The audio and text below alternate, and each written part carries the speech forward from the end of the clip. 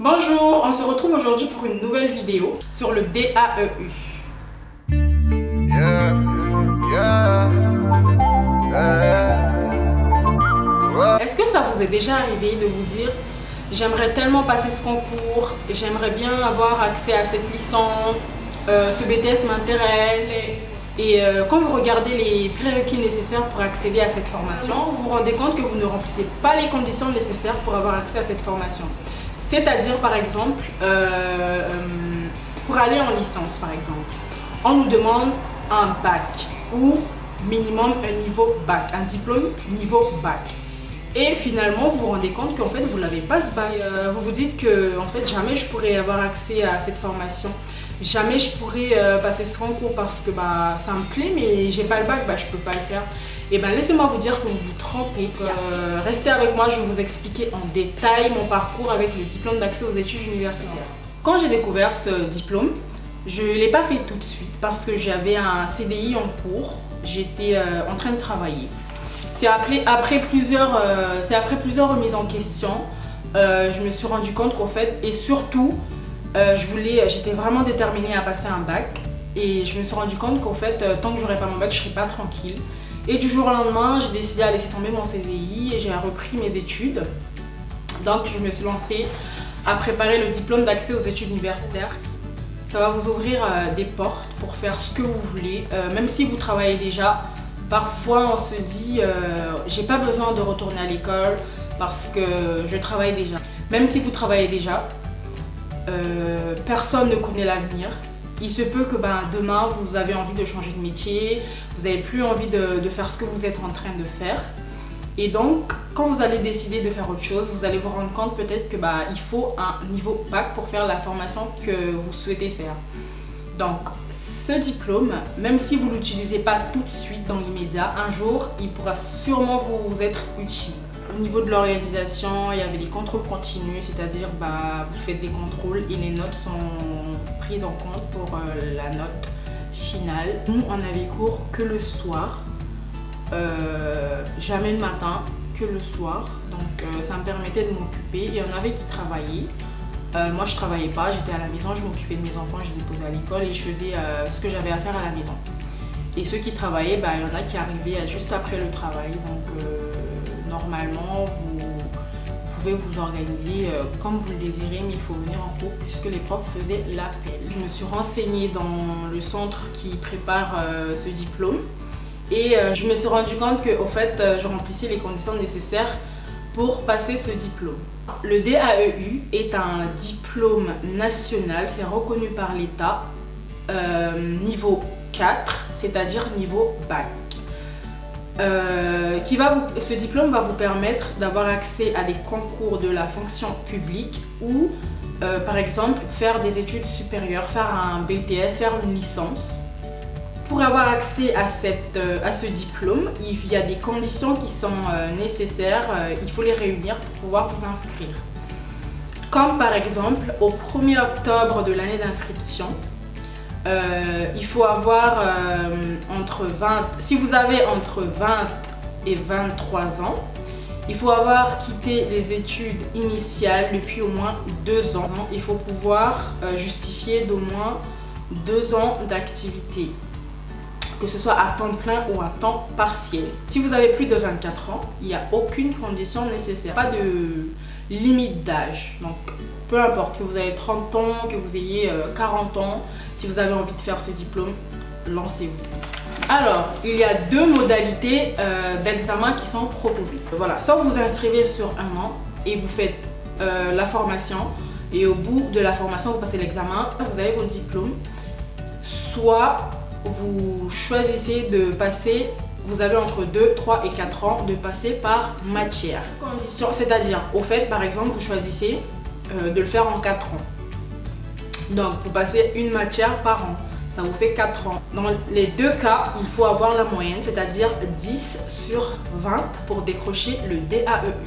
Je viens de vous citer les quelques conditions, il n'y en a pas beaucoup pour avoir accès à ce diplôme. Alors, il y a 2 types de DAEU, le DAEU littéraire et scientifique. Ici, on l'appelle le DAEU A et B. Donc A, c'est littéraire, B, c'est scientifique. Moi, j'ai choisi le DAEU littéraire Il y avait 2 matières obligatoires dans le français et l'anglais, étant donné que c'est littéraire. Et au niveau des options, moi j'avais choisi l'anglais et l'histoire. En ce qui concerne le DAEUB, donc scientifique, ici à Reims, donc les matières obligatoires, il y a le français et les mathématiques. Au niveau des options, il y a l'anglais, sciences de la vie et de la terre et physique-chimie. Voilà. Dans la région Champagne-Ardenne, il y a 4 centres qui proposent ce diplôme. Il y en a un à Troyes, Charleville-Mézières, Châlons-en-Champagne et Reims. À l'époque où j'ai passé cette formation, elle était totalement gratuite, prise en charge par la région. Les dossiers sont disponibles dès le 17 juin et les inscriptions se clôturent le 6 septembre. Comme je l'ai préparé avec le CEPAD à Reims. Et je vais vous mettre leur adresse et leur numéro de téléphone. On a bien dit qu'il y a un DAE littéraire et un DAE scientifique. C'est pas parce que c'est un DAE littéraire que vous allez vous retrouver à faire des études de langue ou des études littéraires. Non. Alors, au niveau de la poursuite d'études, étant donné que ça faisait longtemps que j'avais pas suivi les études, moi je me suis dit que je me lançais. Je vais pas tout de suite. Je voulais faire des études supérieures, mais j'étais pas sûre de le faire en fait. Moi, ce que je voulais à la base, je voulais un bac. Quand j'ai eu ce diplôme d'accès aux études universitaires, je me suis dit, je vais me lancer dans un BTS parce que le BTS se prépare dans un lycée et donc on est plus encadré, même si ça fait partie d'études supérieures. Et on se sent plus encadré par les profs. Donc je me suis lancée à faire un BTS parce que je voulais pas me sentir larguée à l'université. Voilà. Et une fois que j'ai fini, je me suis lancée dans la licence. J'ai une copine qui, que j'ai rencontrée lors de ce diplôme d'accès aux études universitaires, elle s'est tout de suite lancée à faire une licence et elle s'en est très bien sortie d'ailleurs. Et donc, c'est juste pour vous dire qu'en fait, vous pouvez faire ce que vous voulez en fait avec ce DAEUA. C'est pas parce que c'est littéraire que vous êtes vraiment obligé de faire des études de langue. Non. Moi, pour avoir accès à ce BTS, j'ai à l'époque, c'était post-bac. J'ai postulé comme un élève qui avait son bac normal sur post-bac avec l'aide de motivation. J'ai rentré tous mes notes pourries que j'avais eues au lycée en Guyane et tous les notes que j'avais eues lors du premier trimestre que j'ai passé ici à faire J'avais essayé de faire un bac STMG. Donc j'avais eu un bon bulletin, j'avais un trimestre, mais c'était un bon bulletin. Donc j'ai pu jouer sur les bulletins pourris, avec les notes catastrophiques et les commentaires vraiment négatifs des profs que j'avais eu en Guyane. Et les excellentes notes que j'avais eues. Et en plus j'avais eu des félicitations ici en France en essayant de passer le bac STMG. Donc j'ai pu jouer avec ça. J'ai bien démontré que oui, j'avais des mauvaises notes. Mais aujourd'hui, je suis plus mature, je suis déterminée à reprendre mes études et tout. C'est vraiment sur ça que j'ai joué. Comme par hasard, le lycée là où j'avais postulé, il y avait une de mes profs que j'avais eue lorsque j'avais essayé de repasser mon bac. Il y avait une de mes profs qui était ma professeure principale. Elle connaissait mon histoire en fait, que j'étais obligée d'abandonner les études à contre-cœur. Donc quand elle a vu mon dossier, ça lui a fait plaisir, elle me l'a dit. Dès la rentrée, elle m'a dit, quand j'ai vu ton dossier, je me suis tout de suite dit, ça y est, elle a vraiment repris et tout, voilà. Et ça m'a vraiment fait plaisir parce que je me suis dit, mine de rien, je retrouve une professeure qui connaît vraiment mon histoire. Et ce que j'ai raconté dans ma lettre de motivation, c'était pas du pipeau, elle était vraiment au courant. Et donc ma copine que j'ai rencontrée, elle s'est lancée dans une licence de lettres classiques ou modernes, je ne sais plus exactement. Bref, elle s'est lancée dans une licence où elle a fait sa licence normale. Étant donné qu'elle a fait un L1 et L2, elle avait un bon bagage, donc elle a préparé son concours et elle s'est lancée. Elle a eu 16 et débrouillé.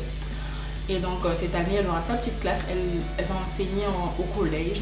Et pour pour passer le concours de professeur des écoles, quand on a des enfants, il n'y a pas vraiment de conditions nécessaires pour vous préparez toute seule et vous passez votre concours.